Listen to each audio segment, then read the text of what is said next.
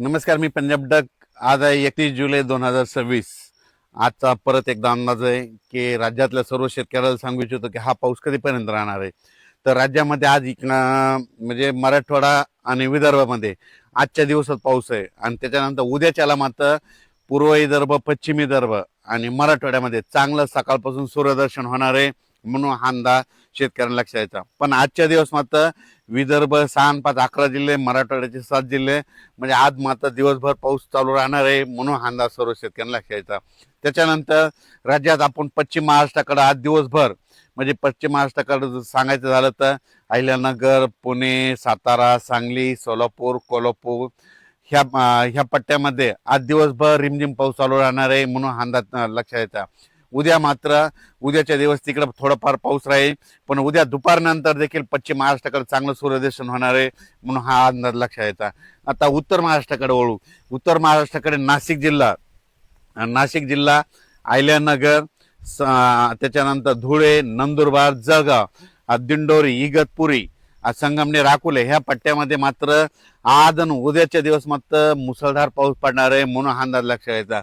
नाशिक जिल्ह्यामध्ये दिंडोरी, त्या वणीची देवी, त्याच्यानंतर त्या पट्ट्यामध्ये पाऊस पडत असल्यामुळे घाटमाथ्यावर पडत असल्यामुळं तिकडं काय होणार आहे, परत गोदावरी नदीला पूर येणार आहे. त्याच्यानंतर गंगापूरच्या धरणामध्ये पाणी येणार आहे. पुन्हा गंगापूर धरणाचा विसर्ग वाढणार आहे.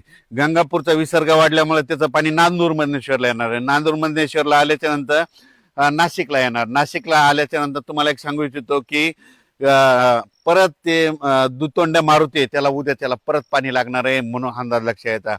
त्याला जर पाणी लागलं तर काय होणार, तर लगेच जायकवाडीला पाणी येणार आहे. जायकवाडी रात्री आता सकाळचं जर पाहिले त्यानंतर 74% जायकवाडी भरलंय.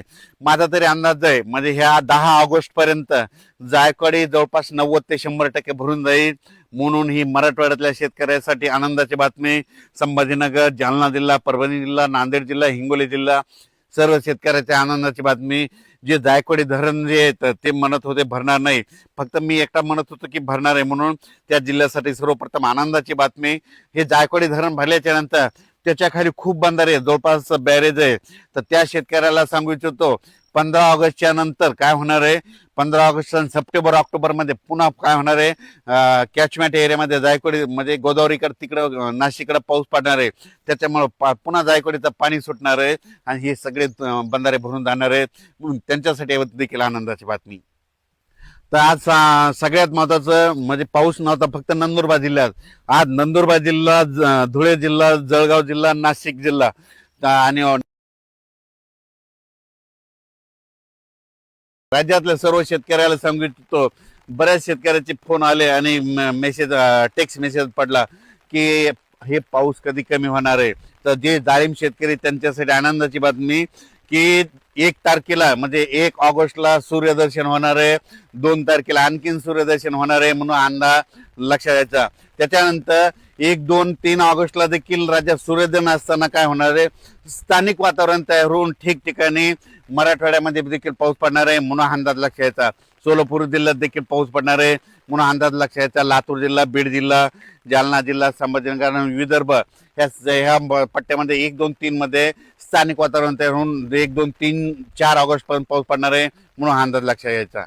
ज्या जिल्ह्यात अतिवृष्टी होणार आहे, मुसळधार पाऊस पडणार आहे त्या जिल्ह्यात सांगतो, पण ते संपूर्ण जिल्हा धरणार नाही, फक्त काही भागात धरणार आहे म्हणून त्याला ते जिल्ह्याचे नाव सांगतो. परभणी जिल्ह्यात देखील ह्या 2 दिवसात आज आणि उद्या मुसळधार पाऊस पडणार आहे.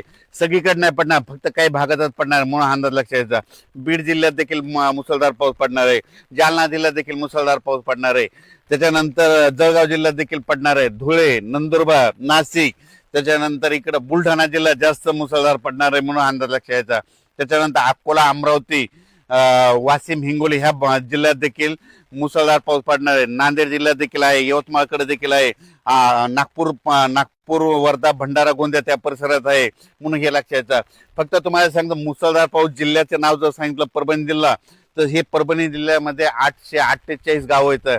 तर 848 गावांमध्ये पडला नाही, फक्त जवळपास 30 ते 40 गावामध्ये पडेल म्हणून हा अंदाज लक्षात घ्यायचा. म्हणजे सगळीकडे पडत नसतो म्हणून हे लक्षात घ्यायचा. नेमका पाऊस तुम्हाला सांगू इच्छितो महाराष्ट्रामध्ये आज सगळीकडेच पडणार आहे. म्हणजे ह्या आज 30 आणि 31 तारखेला सगळीकडे रिमझिम पाऊस चालू राहणार आहे. काही ठिकाणी शेतातून पाणी बाहेर निघणारा पडणार आहे म्हणून हा अंदाज लक्षात यायचा.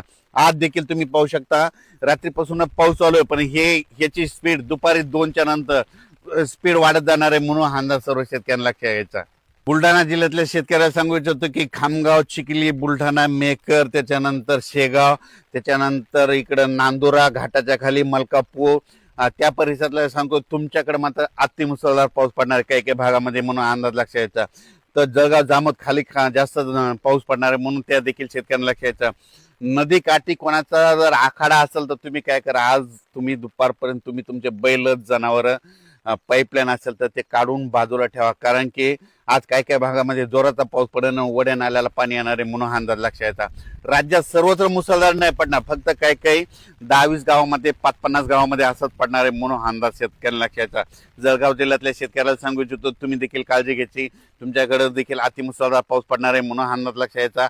धुळे, नंदुरबार देखील नंदुरबार जिल्ह्यात खास करून, कारण की सगळ्यात महाराष्ट्रामध्ये सगळीकडे पाऊस पडला. नंदुरबार, धुळे, नंदुरबार, सोलापूर,